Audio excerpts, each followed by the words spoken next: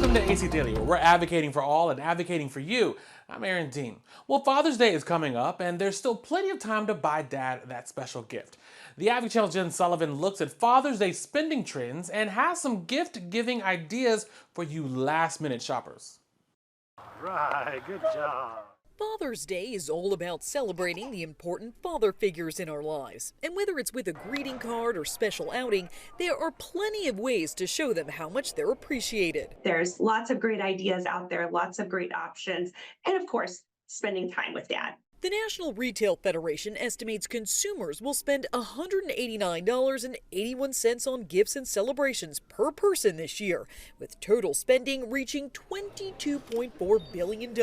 That's slightly down from last year, but still much higher than pre-pandemic levels. Even as we're seeing broader retail spending go back to pre-pandemic norms, we're still seeing this elevated spending on these holidays and special events. Aside from greeting cards, clothes top the list of the most popular items for Dad this year, followed by special outings like sporting events, gift cards, or personal care items like beard trimmers. We're also seeing some new areas of gifting really rise in popularity. Things like personal care, sporting goods or leisure items, as well as things like automotive accessories, home improvement, and tools. And if you're looking for ways to save on spending, Cullen says many retailers began offering discounts after Memorial Day, so keep an eye out for sales. For Consumer Watch, I'm Jen Sullivan. A better than expected inflation reading and the latest on interest rates from the Federal Reserve. But with this big economic news, what does it all mean for your household? The Advocate Channel's Karen Kaifa is here to break it all down. It's kind of a mixed bag right now for consumers who are paying less at the gas pumps than they were a month prior, but more at the grocery store than they were last year.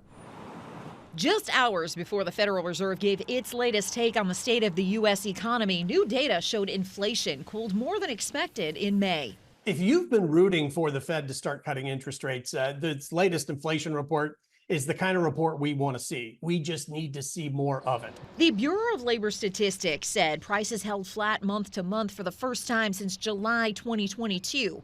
Overall, prices were up 3.3% over 1 year ago, slowing slightly from April's year-over-year rate. Still, Bankrate Chief Financial Analyst Greg McBride says households are feeling a squeeze. Nobody's walking out of the supermarket feeling like they got a bargain because prices are still much higher than they were 4 years ago. Even though they're not going up as fast as they were, that's little consolation to the households that are dealing with strained budgets.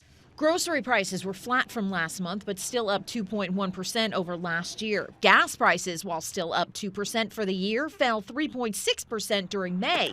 Good news for drivers, but raising questions about summer travel demand and whether inflation fatigue is influencing plans. The White House says lower inflation remains an economic priority. We really need to keep working on bringing costs down. That's going to be our focus in terms of grocery, housing, gas prices, healthcare.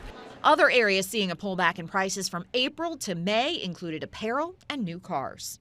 This latest report also showed that housing costs remain an obstacle to getting that overall inflation number down, and they also remain a strain on consumers. Shelter costs outpaced overall inflation during the month of May and continue to run above pre-pandemic levels. In Washington, I'm Karen Kaifa.